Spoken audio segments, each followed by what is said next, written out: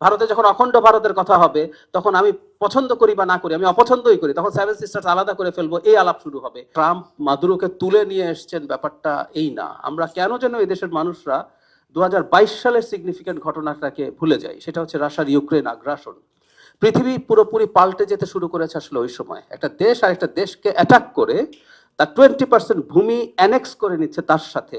আমরা কেন যেন, আমি যেহেতু এটা নিয়ে লেখালেখি করেছি, অনেকগুলো কলাম লিখেছি, আমি প্রচুর গালিগালাজ খেয়েছি যে আমি ভুল কথা বলছি। মানে রাশিয়া একটা দেশের ভূমি লিখে নিচ্ছেন।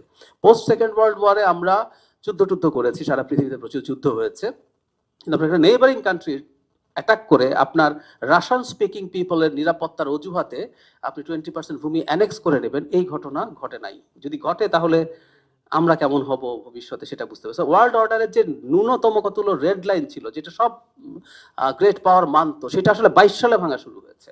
এরপর এখন ট্রাম্প যা করছেন সেটার দিকে আমরা যদি তাকাই, আমরা একটা খুবই ভলেটাইল সিচুয়েশনের দিকে চলে যাচ্ছি। আমরা পৃথিবীর ন্যূনতম যে রুল বেসড অর্ডার বলা হতো সেটা ভেঙে গেছে, এটা অলরেডি ভেঙে গেছে। এটা নিয়ে প্রচুর আলাপ আলোচনা এখন, যেহেতু চায়না কন্টেইনমেন্টই এখন আমেরিকা বা পশ্চিমাদের মূল চিন্তার জায়গা। এটা প্রথম প্যাসিফিকে ছিল, সাউথ চায়না সিতে ছিল, সেরপর এটা যোগ করে ইন্দো প্যাসিফিক স্ট্র্যাটেজি হয়েছে। আমাদের উপরে চাপও আছে, এবং আমরা খেয়াল করবো ট্রাম্প বাইডেনের বহু কিছু বাতিল করলেও ইন্দো প্যাসিফিক স্ট্র্যাটেজি বাতিল করেন নাই। আমাদের প্রধান উপদেষ্টা যখন মার্কো রুবিওর সাথে আলাপ করেছেন, তাতে আমেরিকার যে স্টেটমেন্ট, সেখানে কিন্তু ইন্দো প্যাসিফিক স্ট্র্যাটেজিতে কিভাবে একসাথে কাজ করা যায় সেই আলাপ টালাপ আছে। তাও তো এর মধ্যে এক সময় এক ধরনের স্ট্রাকচারাল ইস্যু ছিল, ইনস্টিটিউশনাল ইস্যু ছিল। এখন আর ওইসব নাই। ট্রাম্প সবাই ওকে তাকে হুমকি দিচ্ছে, কয়দিন পর মোদি হুমকি দিতে শুরু করবে না। Do you know that? কারণ পৃথিবীতে আপনি একটা ট্রেন্ড সেট করছেন, এবং রুল বেসড অর্ডার যার নামে পৃথিবীতে চলছিল তিনি এটা মোটা দাগে ভাঙা শুরু করেছেন। কিউবাকে হুমকি দিচ্ছেন, আমার সাথে চুক্তি করতে হবে, নাহলে কিন্তু তোমার খবর আছে।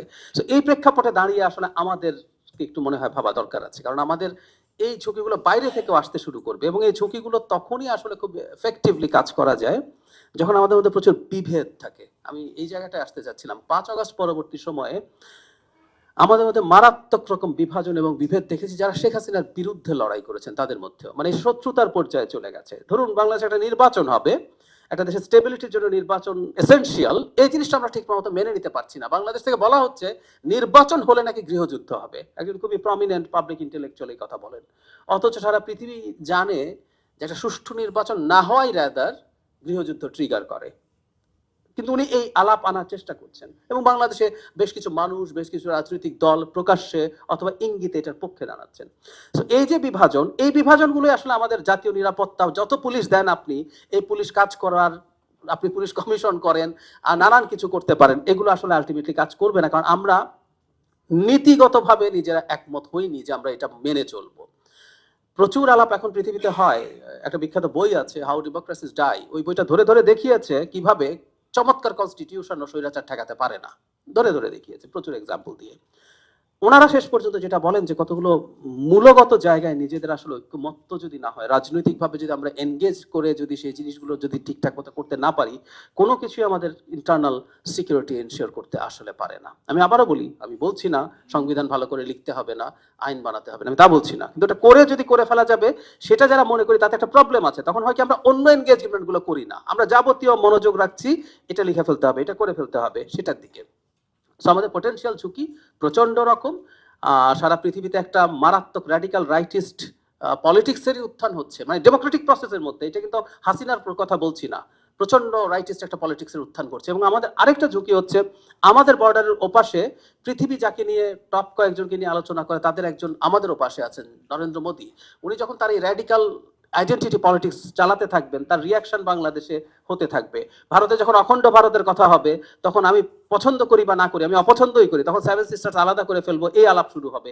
সো এইরকম একটা র্যাডিক্যাল অবস্থার মধ্যে বসবাস করে আমাদের নিজেদের মধ্যে খুব বেসিক কিছু আন্ডারস্ট্যান্ডিং ইজ মাস্ট। আমরা রাদার অন্য আলোচনাগুলোর সাথে এই পলিটিক্যাল এনগেজমেন্ট গুলো করেই করতে হবে। ইটালিতে এই আলাপ করতেছে না, যেহেতু জর্জিয়া মেলানি প্রাইম মিনিস্টার হয়ে গেছে, তাই কনস্টিটিউশনে কোথায় কোথায় ঠিক করলে তাকে উত্থান ঠেকানো যাবে, তারা আলাপ করছে কিভাবে ফ্যাসিবাদকে পলিটিক্যালি ঠেকানো যায়। সো আমাদের এই আলাপটাই বেশি করা দরকার। গুড লাক পেনের সফট অয়েল বেসড ইঙ্ক দেয় নিখুঁত লেখার আত্মবিশ্বাস। Good luck pen. Make your luck.